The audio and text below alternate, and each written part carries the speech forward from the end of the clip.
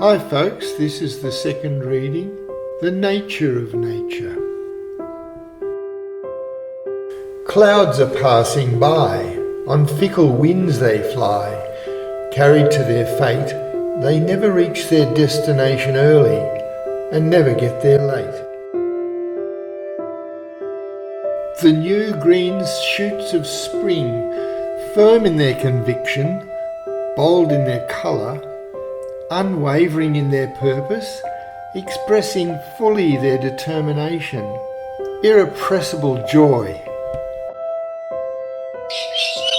of Mount Warning. Surrendered to the spirit of the forest deep, brilliant shards of sunlight peep. The splash and glow of winter sun, broken by the canopy of green. Ancient pillars grand with ages seen, make my feeble presence seem as misty thin a lace-winged dream. Life is a precious gem, in nature's sphere displayed, its complexity and beauty, the craft with which it's made, from flowers bathed in sunshine to the ferns and moss that love the shade. Trees, the silent sentinels, at dawning calmly view, birds given up to squabbling, breaking morning news.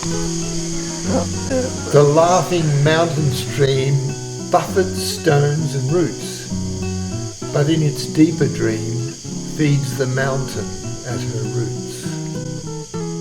Streaming from the skies, cosmic remnants of creation.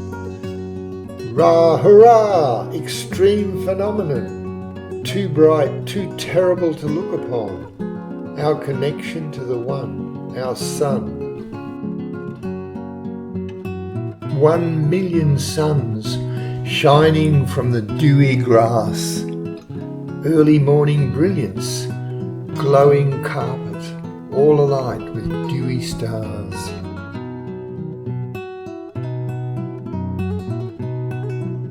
Between the minuscule grains of sand, a shell no bigger than a flea. What wondrous treasures lie in the